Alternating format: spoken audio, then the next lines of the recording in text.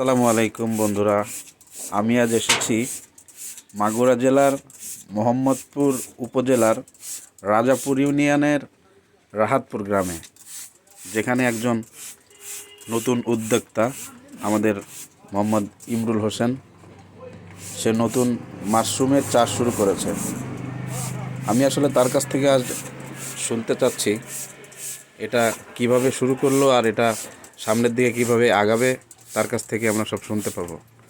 জি ইমরুল, আপনি আসলে এটা কবে থেকে শুরু করলেন? এটা গরমের সময় যেহেতু ফলাতে খুব কষ্ট হয়, আর আমি যেহেতু নতুন উদ্যোক্তা, আমি এই শীতের সময়টা বেছে নিছি। তো শীতের শুরুতে করতে পারিনি, যেহেতু আমার মাদার করার সিস্টেম নেই। মাদার বা স্পনগুলো আমি অন্য কোথা থেকে কালেকশন করছি। এই জন্য আমি 7 থেকে 8 দিন হয়েছে আর কি শুরু করছি। আজকে হচ্ছে ডিসেম্বরের 30 তারিখ। তো আমি ওই 20-22 তারিখের দিকে আর কি স্টার্ট করছিলাম। আচ্ছা তো আচ্ছা, এখন দেখেন এই যে আমার স্পনগুলো অলরেডি বাহ, গ্রোথ করা এগুলো শুরু তো করছে, গ্রোথ করা শুরু করে হয়ে দিছে। গেছে।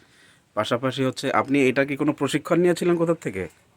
জি না, আমি প্রশিক্ষণ নেই নাই। এটা হচ্ছে যেখান থেকে মাশরুম আনছিলাম, ওনাদের মানে স্পনগুলো আনছিলাম, ওখান থেকে আর কি ওনাদের কাছ থেকে কিছু ইনফরমেশন নিয়ে আসছি, সেটার উপর ভিত্তি করে শুরু করছি। আর এটা সহযোগিতা করছে হচ্ছে আমার কৃষি অধিদপ্তর থেকে আর কি। বিভিন্ন সময় নলেজ এটা টলেজ কি দিয়ে মানে উৎসাহ প্রদান মোহাম্মদপুর করছে। উপজেলা কৃষি দপ্তর থেকে?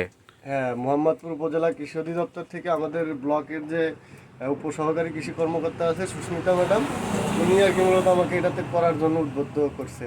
আচ্ছা আচ্ছা, হ্যাঁ বন্ধুরা, আমি একটা নতুন উদ্যোক্তার সঙ্গে কথা বললাম, যিনি মাশরুম নিয়ে কাজ করছেন। উনি ওনার নাম্বারটাও আমি আপনাদেরকে দিয়ে দিব। আপনারা যদি যারা নতুন এই ধরনের চাষে আগ্রহী, তারা চাইলে ওনার সাথে যোগাযোগ করে নতুন এই চাষ শুরু করতে পারবেন। সকলকে ধন্যবাদ, ভালো থাকবেন।